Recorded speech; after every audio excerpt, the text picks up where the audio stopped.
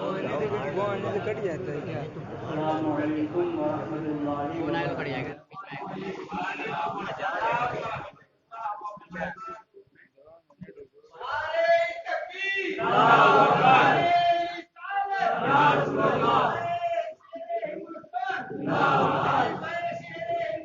زندہ باد.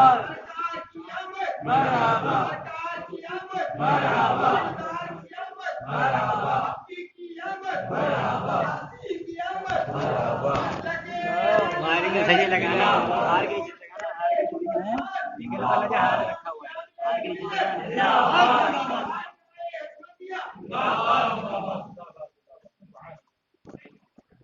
جزاک اللہ جزاک اللہ.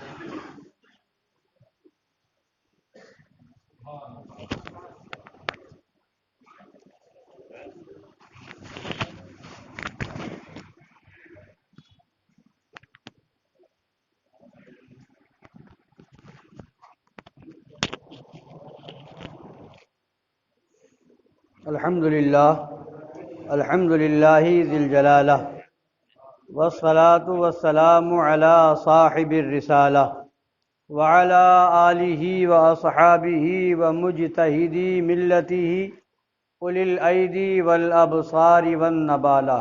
اما بعد فاعوذ باللہ من الشیطان الرجیم. بسم اللہ الرحمن الرحیم. وَإِذْ أَخَذَ اللَّهُ مِيثَاقَ النَّبِيِّينَ لَمَا آتَيْتُكُم مِّن كِتَابٍ وَحِكْمَةٍ ثُمَّ جَاءَكُمْ رَسُولٌ مُصَدِّقٌ لِّمَا مَعَكُمْ لَتُؤْمِنُنَّ بِهِ وَلَتَنصُرُنَّهُ قَالَ أَأَقْرَرْتُمْ وَأَخَذْتُمْ عَلَىٰ ذَٰلِكُمْ إِصْرِي قَالُوا أَقْرَرْنَا قَالَ فَاشْهَدُوا وَأَنَا مَعَكُمْ مِنَ الشَّاهِدِينَ. صدق اللہ مولانا العظیم وبلغنا رسولہ النبی الامین الکریم ونحن علی ذلک لمن الشاہدین والشاکرین والحمد للہ رب العالمین. سنیم من نعرے اللہ اکبر می زنم دم زبو بکرو عمر عثمان و حیدر می زنم قادریم نعرے یا غوث اعظم می زنم دم ز شیخ احمد رضا خان قطب عالم می زنم رضویم من نعرے یا اعلی حضرت می زنم دم ز شیخ حشمت علی خان فرد عالم می زنم. آئیے کچھ سننے اور سنانے سے پہلے ہم اور آپ مل کر اپنے آقا و مولا لمبے لمبے ہاتھوں سے بھیگ دینے والے سنہری جالیوں میں آرام فرمانے والے اندھیری قبر میں کام آنے والے مکان والے لا مکان والے عرب والے عجم والے شفاعتی لأہل الکبائر کا نغمہ جافزہ سنانے والے میدان محشر میں ہم گناہ گاروں سیاہ کاروں بدکاروں کو بخشوانے والے جہنم سے بچانے والے جنت میں لے جانے والے جام کوثر بھر بھر کے پلانے والے سبب کائنات علت کائنات وجہ کائنات حقیقت کائنات غایت کائنات اصل کائنات روح کائنات جان کائنات شان کائنات فخر کائنات مختار کائنات حضور احمد مجتبی جناب محمد رسول اللہ ارواحنا فدا صلی اللہ تعالی علیہ وعلی آلہ وسلم کی بارگاہ عرش پناہ میں درود پاک کا نذرانہ محبت پیش کریں. اللہم صلی علی سیدنا و نبینا و شفیعنا و حبیبنا ومولانا محمد معدن الجود والکرم وآلہ الکرام وابنہ الکریم وامتہ الکریمۃ وبارک وسلم. امام اہل سنت مجدد اعظم دین و ملت عظیم البرکت رفیع الدرجت آقائے نعمت دریائے رحمت امام عشق و محبت سیدی سرکار اعلیٰ حضرت فاضل بریلوی رضی اللہ تعالی عنہ و ارضاہ عنا بڑے پیارے انداز میں ارشاد فرماتے ہیں انبیاء سے کروں عرض کیوں مالکو انبیاء سے کروں عرض کیوں مالکو کیا تمہارا نبی ہے ہمارا نبی کیا نبی ہے تمہارا ہمارا نبی. یہ عالم تصور میں انبیاء سے سوال کر رہے ہیں انبیاء سے کروں عرض کیوں مالکو کیا نبی ہے تمہارا ہمارا نبی. تو اب عالم تصور میں جو جواب ملا انبیاء کرام کی جانب سے تو اس کو فرمایا جیسے سب کا خدا ایک ہے ویسے ہی، جیسے سب کا خدا ایک ہے ویسے ہی ان کا، ان کا، تمہارا، ہمارا نبی. ان کا، ان کا، تمہارا، ہمارا نبی. سب سے اعلیٰ و اولا ہمارا نبی، سب سے بالا و والا ہمارا نبی، سارے اچھوں میں اچھا سمجھیے جسے، سارے اچھوں میں اچھا. فرما دیا اعلیٰ حضرت جس کو بھی اچھا سمجھو، جو بھی تمہاری نظر میں سب سے اچھا ہو، تو فرماتے ہیں جو سب سے اچھا ہوگا تمہاری نظر میں میرے نبی ہے اس اچھے سے اچھا ہمارا نبی. اور سارے اونچوں میں اونچا سمجھیے جسے، ہے اس اونچے سے اونچا ہمارا نبی، ہے اس اونچے سے اونچا. یعنی بس فرما دیا جو دوسری جگہ فرمایا نا کہ اسی کا مفہوم ہے کہ لیکن رضا نے ختم سخن اس پہ کر دیا. تیرے تو وصف عیب تناہی سے ہیں بری، حیران ہوں میرے شاہ میں کیا کیا کہوں تجھے.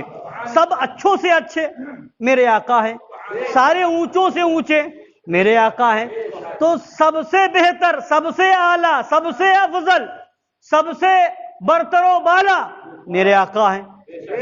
خداوند قدوس کے بعد اس پوری کائنات کے اندر سب سے اعلیٰ مرتبہ میرے نبی کا ہے.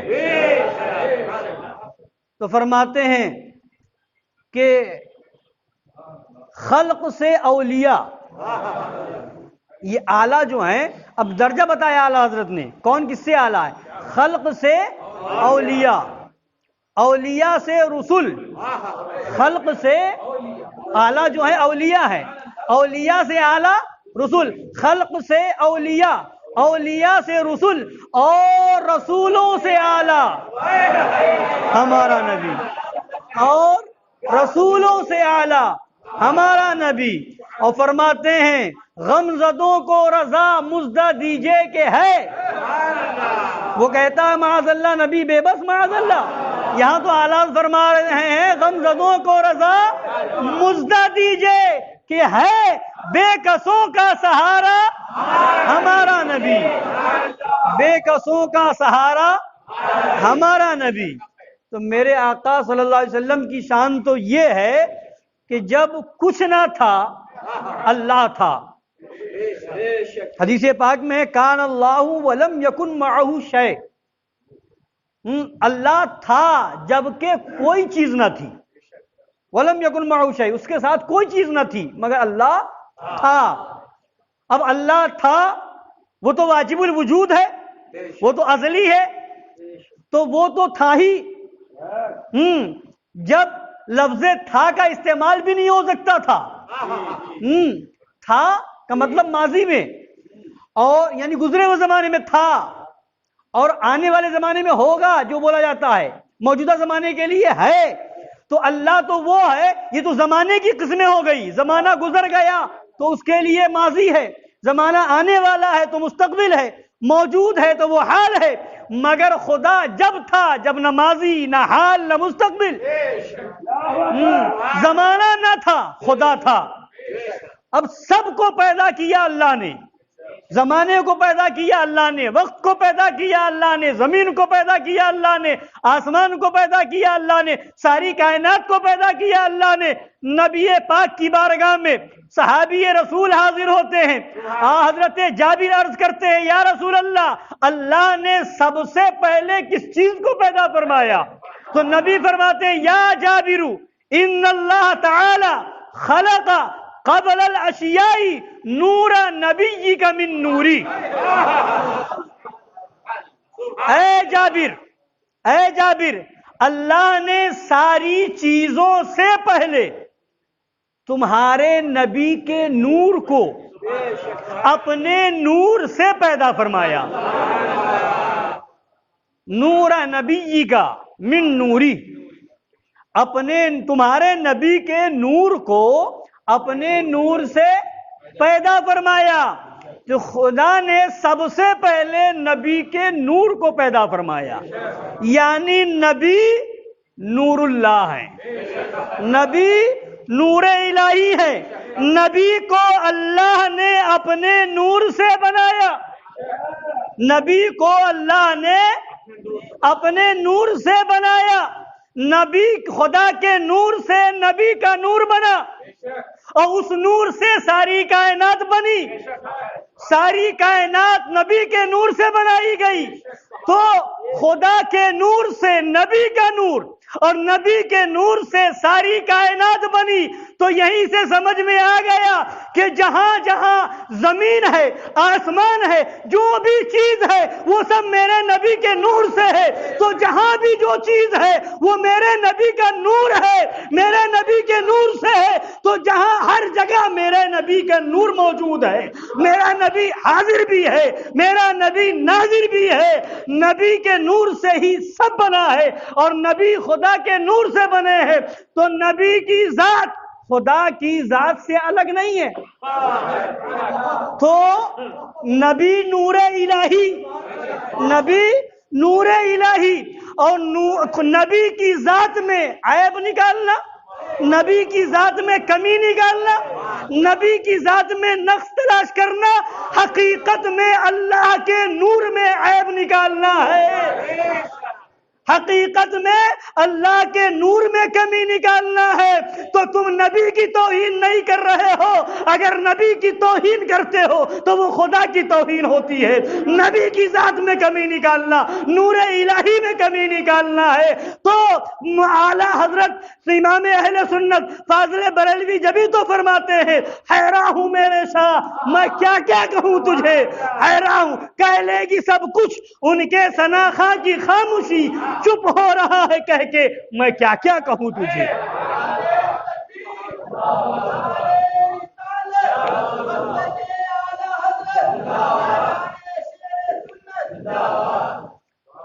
تو اسی نور کا یہ سب جلوہ ہے. اور اسی نور کے بارے میں قرآن نے فرمایا، وہی نور ہم تک آیا، قد جاءکم من اللہ نور و کتاب مبین. خدا فرماتا ہے تحقیق کہ تمہارے پاس آیا اللہ کی طرف سے ایک نور اور ایک روشن کتاب. تو وہ نور کون؟ یہاں نور سے مراد آقا کی ذات. میرے آقا صلی اللہ علیہ وسلم خدا کے نور ہیں. تو خلق سے اولیاء، اولیاء سے رسول، اور رسولوں سے اعلیٰ ہمارا نبی. تو ساری کائنات سے پہلے میرے آقا کے نور کو اللہ نے اپنے نور سے پیدا فرمایا. میرے آقا بھی جلوہ گر نہ ہوئے بظاہر طور پر اس دنیا میں، مگر میرے آقا کا ذکر جنت میں بھی ہے، حوروں میں بھی ہے، غلمہ میں بھی ہے. حضرت آدم نے آنکھیں کھولی تو دیکھا اللہ کے نام پاک کے ساتھ محمد رسول اللہ کا نام پاک لکھا ہوا ہے. اور جتنے نبی آئے میرے آقا کے آنے کی بشارت دیتے گئے، جتنے نبی آئے میرے آقا کے آنے کی خوشخبری سناتے گئے.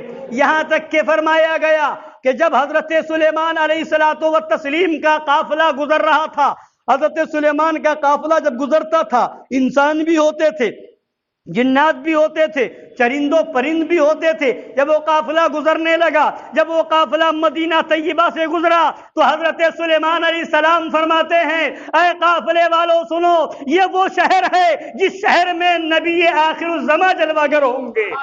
یہ وہ شہر ہے جو نبی آخر الزماں کی ہجرت گاہ ہوگی، اور خوش نصیب ہیں وہ لوگ جو انہیں دیکھیں گے اور ان پر ایمان لائیں گے. حضرت سلیمان علیہ السلام بشارت دے رہے ہیں.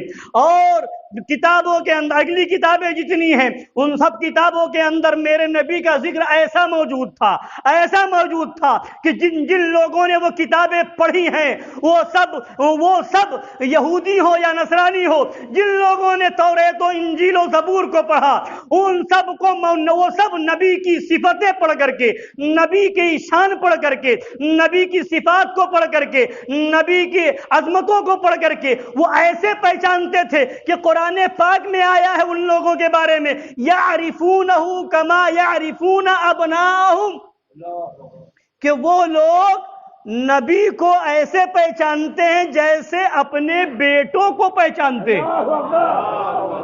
بیٹوں کو پہچاننے میں کوئی کسی کو دشواری نہیں ہوتی، کوئی دشواری شک و شبہ نہیں ہوتا۔ ایک صحابی رسول ہیں جو توریت و انجیل کے عالم رہ چکے تھے، وہ فرماتے، جب یہ آیت کریمہ نازل ہوئی تو وہ صحابی رسول فرماتے ہیں کہ یہاں قرآن پاک میں اللہ نے تو یہ فرمایا ہے یعرفونہ کما یعرفون ابناہم، کہ یہ لوگ نبی کو ایسے پہچانتے ہیں جیسے اپنے بیٹوں کو پہچانتے ہیں۔ تو وہ صحابی جو عالم انجیل بھی تھے، عالم توریت بھی تھے، وہ صحابی فرماتے ہیں، غالباً وہ صحابی حضرت کعب ہیں، وہ فرماتے ہیں کہ یہاں تو یہ فرمایا گیا مگر میں یہ جانتا ہوں کہ توریت و انجیل پڑھنے والا نبی کو اپنے بیٹے سے بھی زیادہ اچھے طریقے سے پہچانتا ہے، اس لیے کہ ہو سکتا ہے کہ کسی کی بیوی نے خیانت کی ہو اور وہ بیٹا اس کا نہ ہو، یہ تو ہو سکتا ہے، مگر نبی کی صفتیں جو توریت و انجیل میں بیان کر دی گئی ہے وہ پڑھ کر کے اور نبی کی ذات کو دیکھ کر کے کوئی شبہ ہی نہیں کر سکتا کہ اس نبی کے علاوہ کوئی اور نبی ہوگا۔ تو وہ میرے آقا صلی اللہ علیہ وسلم کی ذات ہے۔ ابھی دنیا میں تشریف آوری نہیں ہوئی ہے مگر چرچا ہو رہا ہے۔ حضرت عیسیٰ علیہ السلام کا قول موجود ہے قرآن پاک میں، وہ فرماتے مبشرم برسول یأتی من بعد اسمہ احمد، کہ میں بشارت خوشخبری دیتا ہوں ایسے رسول کی جو میرے بعد آئیں گے، ان کا نام احمد ہوگا۔ تو یہ چرچا میرے آقا کا ہو رہا تھا، ہو رہا ہے اور ہوتا رہے گا، اور میرے آقا کا ذکر نہ کل کوئی مٹا سکا تھا، نہ آج کوئی مٹا سکتا ہے، اور نہ صبح قیامت تک میرے آقا کا ذکر مٹ سکتا ہے۔ مٹ گئے، مٹتے ہیں، مٹ جائیں گے اعداء تیرے، نہ مٹا ہے نہ مٹے گا کبھی چرچا تیرا۔ اور میرے آقا کو جب اس دنیا میں اللہ تبارک تعالیٰ نے بھیجا تو بھیجنے سے پہلے کس شان سے عہد و پیمان لیا جا رہا ہے۔ میں نے جو آیت کریمہ پڑھی ہے وَإِذْ أَخَذَ اللَّهُ مِيثَاقَ النَّبِيِّينَ لَمَا آتَيْتُكُم مِّن كِتَابٍ وَحِكْمَةٍ، خدا فرماتا ہے یاد کرو جب اللہ نے نبیوں سے ان کا وعدہ لیا، یاد کرو جب اللہ نے نبیوں سے ان کا وعدہ لیا، لَمَا آتَيْتُكُم مِّن كِتَابٍ وَحِكْمَةٍ، جو میں نے تمہیں کتاب و حکمت دی، لما آتیتکم من کتاب و حکمہ ثم جاءکم رسول، خدا فرماتا ہے انبیاء کرام سے ثم جاءکم رسول مصدق لما معکم، پھر جب میرا محبوب، پھر جب رسول تمہارے پاس تشریف لائیں، مصدق لما معکم، تمہاری کتابوں کی تصدیق کرتے ہوئے، میرے رسول جب تمہاری کتابوں کی تصدیق کرتے ہوئے تمہارے پاس آئیں، حالانکہ خدا تو عالم الغیب والشہادہ ہے نا، خدا کو تو معلوم ہے کہ سارے نبی پہلے آئیں گے اور چلے جائیں گے، سارے نبیوں کے بعد 1,24,000 کم و بیش یا 2,24,000 کم و بیش جتنے بھی انبیاء ہیں وہ سب آ کر کے حضرت عیسیٰ تک چلے جائیں گے، پھر نبی جلوہ گر ہوں گے، مگر پھر بھی وعدہ لیا جا رہا ہے، پھر بھی خدا فرما رہا ہے ثم جاءکم رسول مصدق لما معکم، پھر جب میرا رسول تمہارے پاس آئے تمہاری کتابوں کی تصدیق کرتے ہوئے۔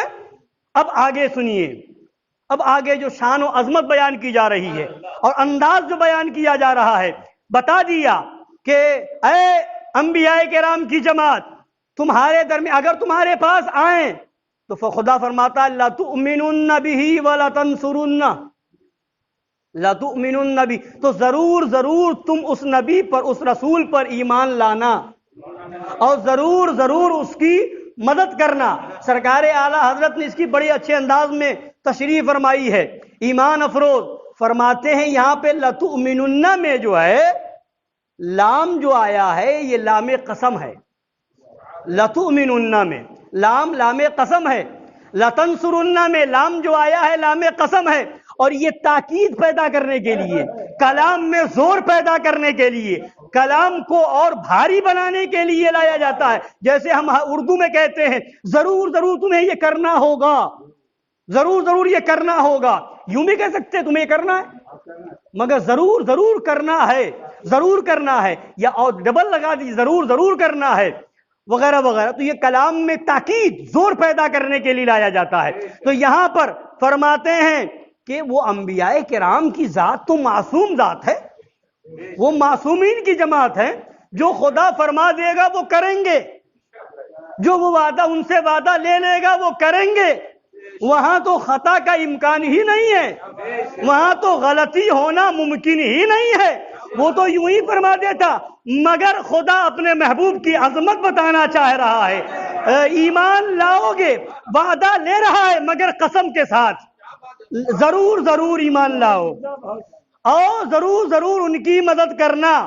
فرماتے یہ بیعت، فرماتے جیسے نوابوں کے وہاں جیسے رائج ہے کہ نوابوں سے جب بادشاہوں کی بیعت لی جاتی ہے تو قسم کے ساتھ لی جاتی ہے، نوابوں سے جب بادشاہ کی بیعت لی جاتی ہے تو قسم کھلا کر کے لی جاتی ہے، قسم دی جاتی ہے، قسم دلائی جاتی ہے۔ تو یہاں پر بھی انبیاء کرام کو قسم دی جا رہی ہے کہ اے انبیاء کی جماعت، تمہیں قسم دی جا رہی ہے کہ میرے محبوب پر ایمان لانا، تمہیں قسم دی جا رہی ہے کہ میرے محبوب کی مدد کرنا۔ اور آگے سنیے، تؤمنو کا معنی ہوتا ہے ایمان لانا، تؤمنو ایمان لاؤ، تم ایمان لاؤ گے۔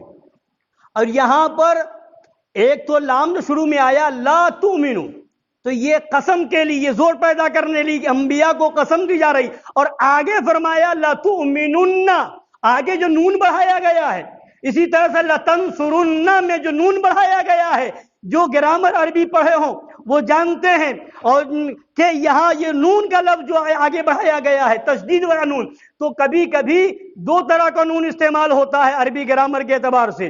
یہ فعل مضارع کا صیغہ ہے، ایک نون آتا ہے سکون والا، جزم والا، اور ایک ہے تشدید والا، وہ بھی تاکید کے لیے، کلام میں زور پیدا کرنے کے لیے، اور یہ بھی کلام میں زور پیدا کرنے کے لیے، مگر یہ نون مشدد جو ہے، تشدید والا نون، نون ثقیلہ، یہ زیادہ زور پیدا کرنے کے لیے لایا جاتا ہے۔ تو خدا نے شروع میں لفظ لا کا بھی استعمال کیا، لام قسم بھی استعمال فرمایا، اور آخر میں نون مشدد کو بھی استعمال فرمایا ہے، یعنی خوب سے خوب تاکید کر دی جا رہی ہے۔ حالانکہ انبیاء سے وعدہ لیا جا رہا ہے، وہ تو معصوم ہے، مگر نبی کی عظمت بتانا مقصود ہے کہ معصوم ہے، مگر بیعت کس کے بارے میں لی جا رہی ہے، وعدہ کس کے بارے میں لیا جا رہا ہے، اس نبی کی شان بتائی جا رہی ہے، اس لیے لام قسم بھی لایا جا رہا ہے، نون ثقیلہ بھی لایا جا رہا ہے۔ اور آگے فرماتا ہے لَتُؤْمِنُنَّ بِهِ وَلَتَنْصُرُنَّ۔ ابھی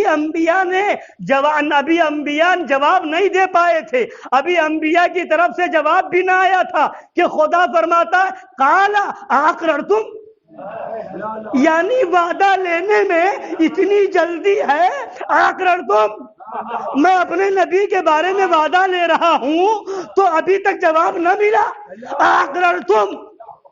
اعلیٰ حضرت فرماتے ہیں کہ جیسے دو وعدے لیے گئے، ایک الستو بربکم، ساری روحوں سے وعدہ لیا گیا تھا، الستو بربکم، کیا میں تمہارا رب نہیں؟ تو سب نے کہا تھا، قالوا بلا، یقیناً کیوں نہیں ہے میرے رب، تو یقیناً میرا رب ہے۔ تو ایک وہاں اقرار کرایا گیا تھا، اور اس وعدہ الست کے بعد یہ دوسرا وعدہ انبیاء سے یہ لیا گیا ہے. تو تو یہ ہے. اچھا ایک چیز اور، جب اپنے بارے میں رب نے وعدہ لیا تو ساری روحوں کو اکٹھا کیا. الست بربکم، کیا میں تمہارا رب نہیں ہوں؟ خدا نے جو وعدہ لیا تو ساری روحیں اکٹھا تھی. انبیاء کی بھی روحیں تھی، فرشتوں کی بھی روحیں تھی، کافروں کی بھی روحیں تھی، مومنین کی بھی روحیں تھی، مشرکین کی بھی روحیں تھی، فاسق کی بھی روحیں تھی، سب کی روحیں تھی، اولیاء کی بھی روحیں تھی، ساری روحیں تھی. سب سے وعدہ لیا گیا الست بربکم، کیا میں تمہارا رب نہیں؟ اور خدا یہ بھی جانتا ہے کہ یہ وعدہ تو کر رہے ہیں، کر لیں گے، مگر دنیا میں جا کر کے مکر جائیں گے. معلوم تھا کچھ کافر ہوں گے، کچھ گمراہ ہوں گے، کچھ مشرک ہوں گے، کچھ مرتد ہوں گے، سب وعدے پر قائم نہ رہیں گے. مگر جب اپنا وعدہ لینا ہوا تو سب سے وعدہ لیا، بھلے دنیا میں جا کر کے مکر جائیں، بھلے دنیا میں جا کر کے کسی کو رب مان لے، بھلے دنیا میں جا کر کے شرک کرے، سب سے وعدہ لیا. مگر محبوب کے بارے میں جب وعدہ لینا ہوا تو سب سے وعدہ نہ لیا. انبیاء کی جماعت کو چنا اور انبیاء سے وعدہ لیا جا رہا ہے، اے محبوب میرے بارے میں وعدہ کر کے جائے، مکر جائے، یہ مجھے گوارا ہے، مگر آپ کے بارے میں وعدہ کرے اور جا کر کے مکر جائے، یہ مجھے گوارا نہیں ہے.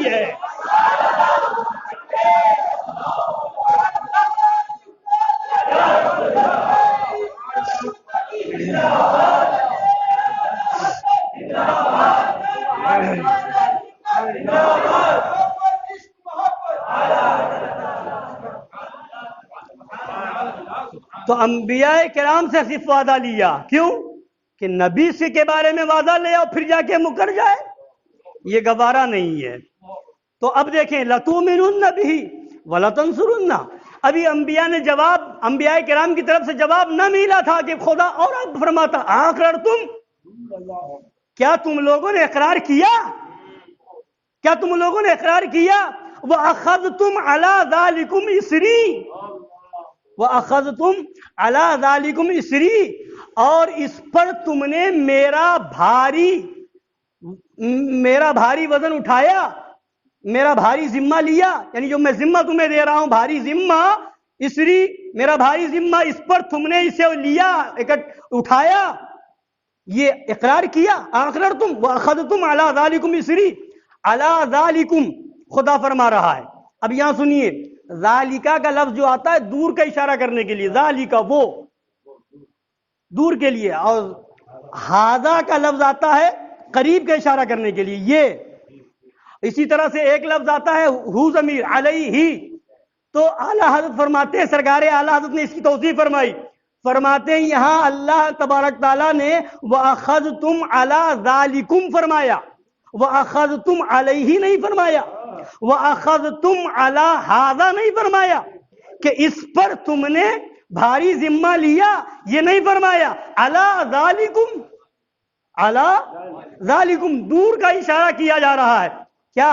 جیسے آپ دیکھیں قرآن پاک میں آیا ہے ذَلِكَ الْكِتَابُ لَا رَيْبَ فِيهِ، یہ وہ کتاب ہے، ذالک وہ کتاب ہے، ذالک الکتاب وہ کتاب ہے، لا ریب فیہ جس میں شک کی گنجائش نہیں. تو کتاب جو قرآن جو پڑھ رہے ہیں تو وہ تھوڑی یہ ہے، جو قرآن جو پڑھ رہے ہیں سامنے ہے نا، تو ذالک الکتاب کیوں؟ ھذا الکتاب ہوتا اللہ ھذا الکتاب فرماتا، ھذا الکتاب لا ریب فیہ، یہ کتاب وہ ہے جس میں شک کی گنجائش نہیں، مگر فرمانا ذالک الکتاب. تو یہ دور کا اشارہ عظمت کی بلندی بتانے کے لیے ہے، شان کی بلندی بتانے کے لیے ہے، رفعت کی بلندی بتانے کے لیے ہے. اور جتنا بلند ہوگا، جتنا اونچا ہوگا تو وہاں دور کا اشارہ کیا جائے گا، جب قریب ہوگا تو ہاذا کا اشارہ ہوگا، اور جب دور ہوگا، بلندی زیادہ ہوگی تو وہ کہہ کر کے کہا جائے گا، بعید کا اشارہ ہوگا، دوری کا اشارہ ہوگا۔ تو جیسے ذالک الکتاب میں ذالک اس لیے لایا گیا کہ قرآن کی عظمت بتانا مقصود ہے، ویسے ہی وَأَخَذْتُمْ عَلَىٰ ذَلِكُمْ اسری میں ذالکم کا لفظ اس لیے لایا کہ نبی کی عظمت کی بلندی بتانا ہے، نبی کی رفعت بتانا ہے، نبی کی شان کی بلندی بتانا ہے۔ وہ بلند رفعت والا، وہ بلند شان والا، وہ بلند مقام و مرتبے والا کہ فرش والے تیری شوکت کا علو کیا جانے، خسروا عرش پہ اڑتا ہے پھریرا تیرا۔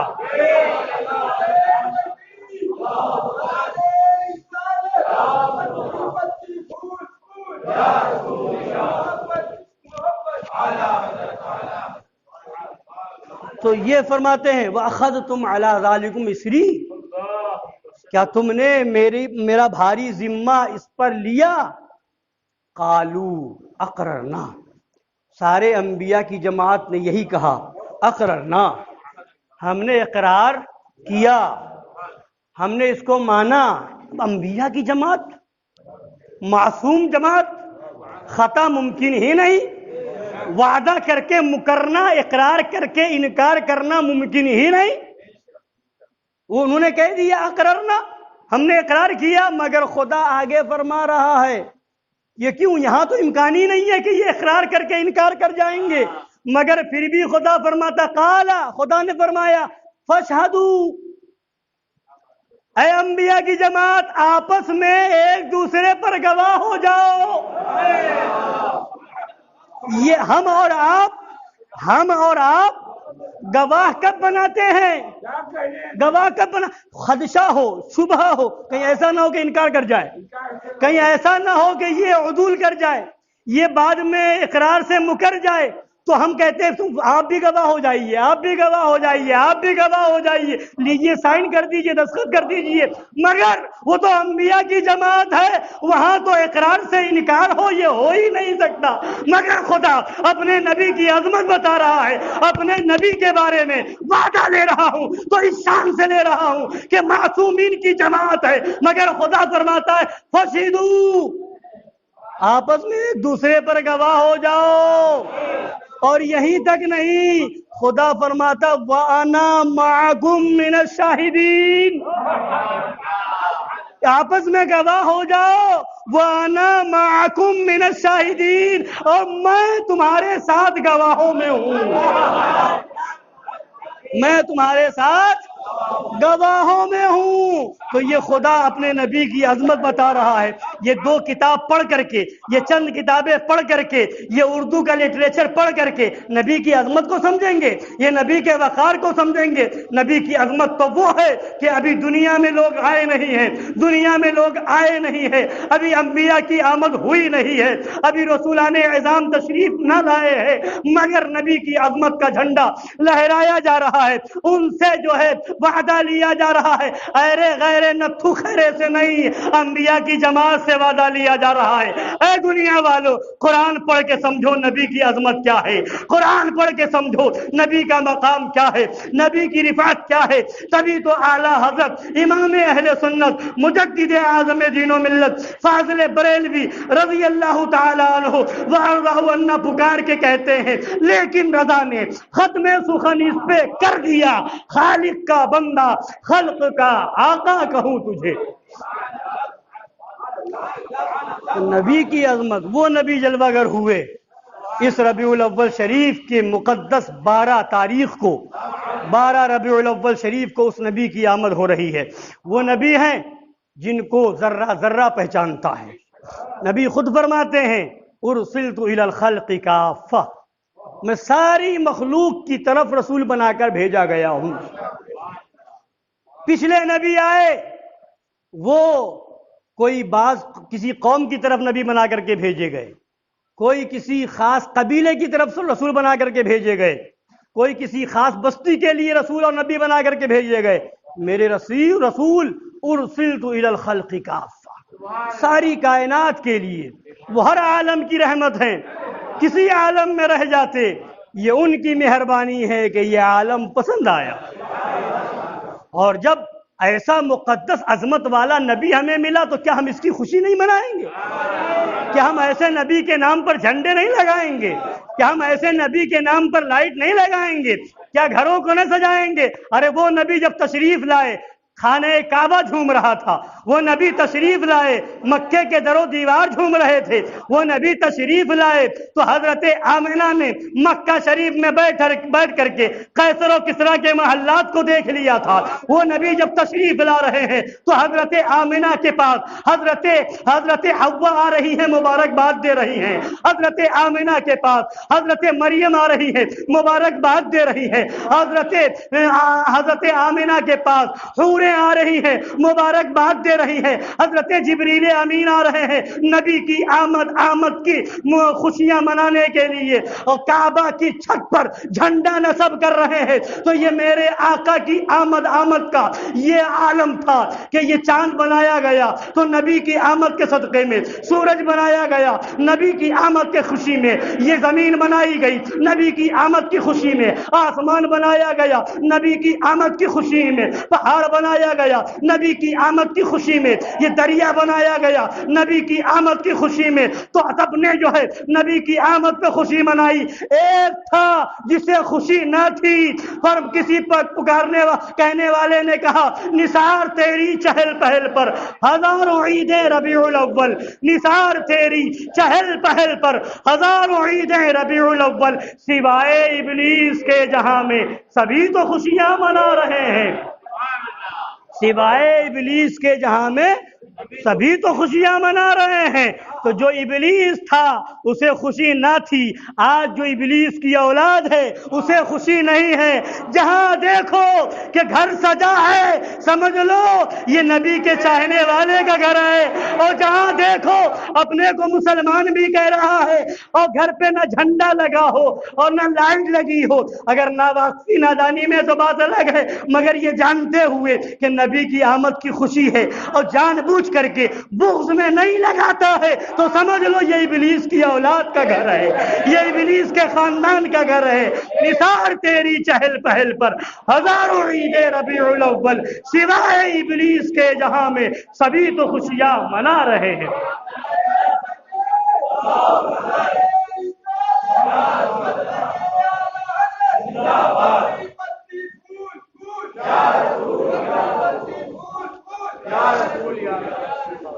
بس آخری بات سنیں، میرے آقا سب کے لیے رسول بن کر کے تشریف لائے۔ ایک بار کا واقعہ ہے کہ ایک اونٹ دوڑتا ہوا آقا کائنات صلی اللہ علیہ وسلم کی بارگاہ میں حاضر ہو گیا۔ آقا کے سر پاک کے قریب میں وہ آ کر کے رک گیا، کچھ کہنے لگا۔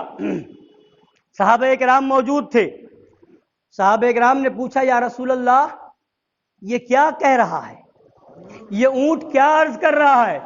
یعنی صحابہ کا عقیدہ یہ تھا کہ میرے نبی وہ ہیں جو اونٹ کی زبان بھی جانتے ہیں، جانوروں کی زبان بھی جانتے ہیں۔ اور یہ آج کا اندھا دیو کا بندہ کہتا ہے نبی نے اردو مدرسہ دیوبند سے سیکھی، معاذ اللہ رب العالمین، اردو مدرسہ دیوبند سے سیکھی؟ ارے وہ جانور کی زبان جانتے ہیں۔ تو فرماتے ہیں آقا دو جہاں صلی اللہ علیہ وسلم کہ یہ اونٹ آ کر کے یہ کہہ رہا ہے کہ میرے مالک نے مجھ سے پورا کام لیا، اب میں بوڑھا ہونے کو آ گیا، بوڑھا ہو چکا ہوں، اب مجھے وہ ذبح کر کے کھانا چاہتا ہے، اس لیے میں وہاں سے بھاگ آیا ہوں۔ سرکار فرماتے ہیں کہ اگر تم سچے ہو تو تم کو اس کا بدلہ ملے گا، جھوٹ بولو گے تو تم پر اس کا وبال ہوگا، اور میری بارگاہ میں آ گئے ہو تو امان میں آ گئے ہو۔ تو نبی کی بارگاہ تو امان والی بارگاہ ہے ہی، جو وہاں پہنچ گیا اسے اب کون سی امان چاہیے؟ خوف نہ رکھ رضا ذرا، تو ہے عبد مصطفیٰ، تیرے لیے امان ہے، تیرے لیے امان ہے۔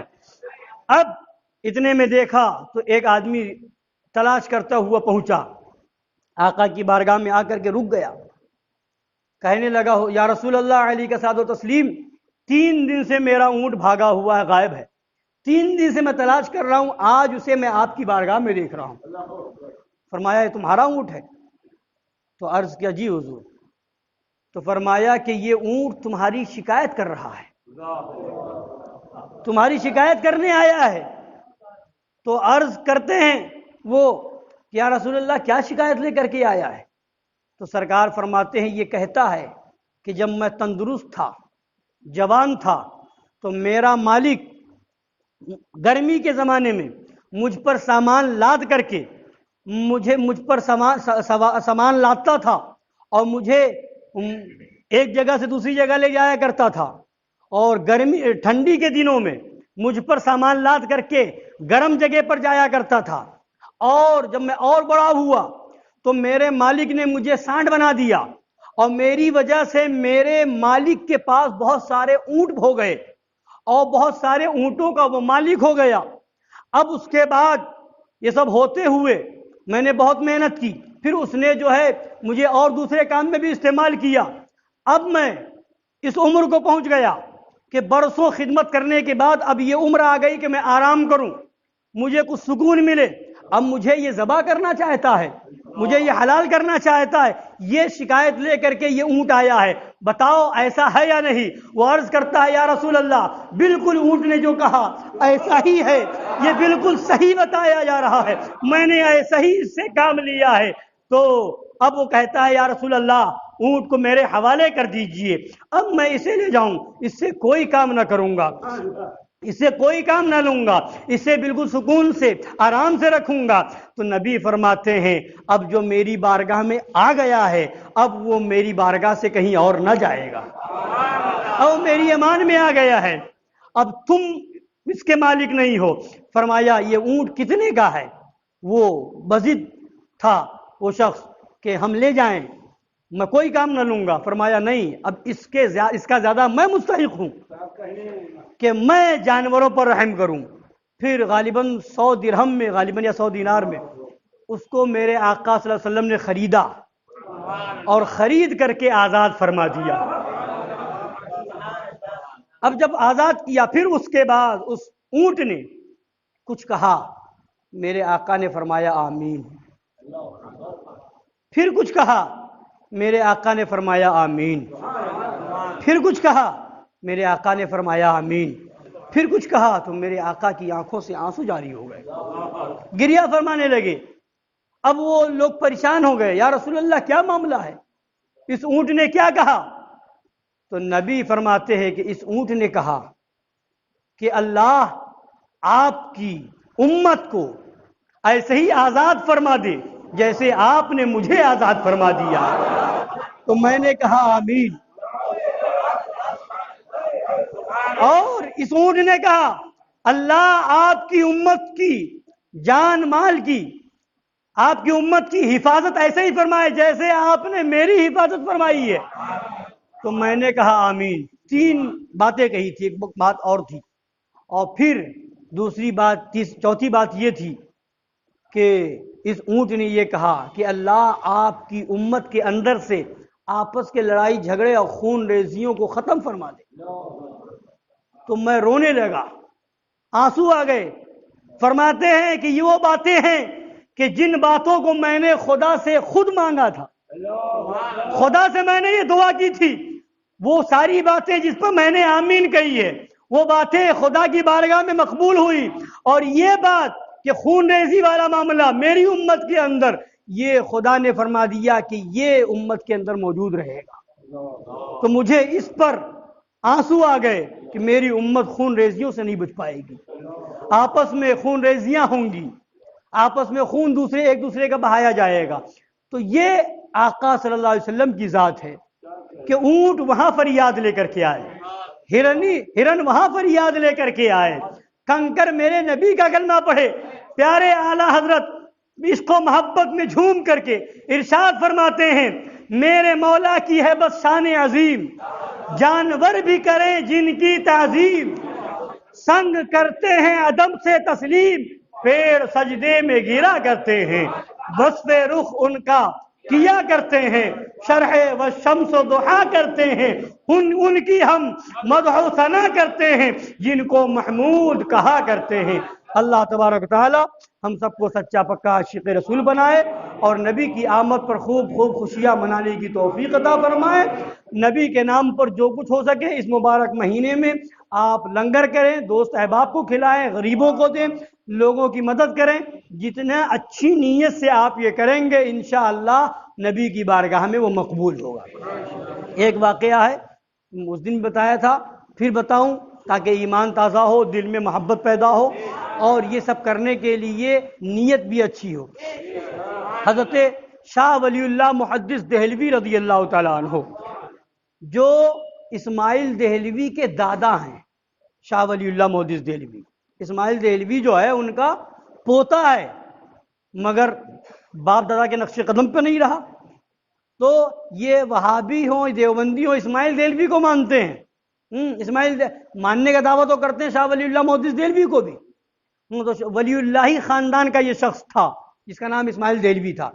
تو حضرت شاہ ولی اللہ محدث دہلوی کے والد ہیں حضرت شاہ عبد الرحیم دہلوی، ان کا معمول یہ تھا، ان وہابیوں سے کہو کہ اپنے باپ اسماعیل دہلوی کے پردادا ہی کا نقش قدم اختیار کر لو۔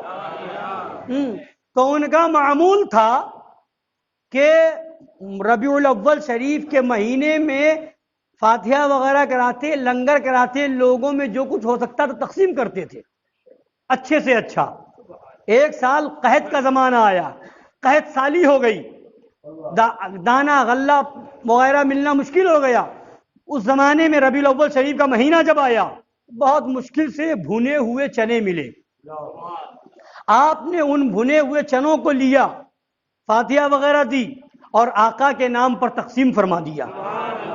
اب ہو سکتا ہے دل میں خیال پیدا ہوا ہو کہ اتنا اچھا لنگر کرتا تھا، اتنا عمدہ اہتمام کرتا تھا، مگر اس سال کیا کریں، قحط سالی ہو گئی، کوئی سامان نہ ملا، غلہ نہ ملا، دانا نہ ملا، تو میں کچھ نہ کر سکا، یہی مختصر سا کیا۔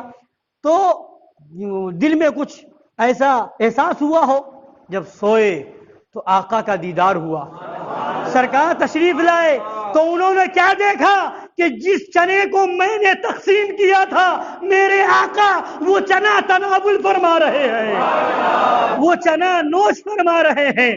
تو آقا کی بارگاہ میں نیت دیکھی جاتی ہے، اپنی نیت درست رکھے اور آقا کے نام پر آقا کے چاہنے والوں کو کھلائیں پلائیں، ان کے نام پر لنگر کرے، تقسیم کرے۔ انشاءاللہ اگر انہوں نے سرکار نے قبول فرما لیا تو پھر ہمارا یہاں بھی بیڑا پار ہے، وہاں بھی بیڑا پار ہے، کیونکہ خدا کی رضا چاہتے ہیں دو عالم، خدا چاہتا ہے رضا محمد صلی اللہ علیہ وسلم۔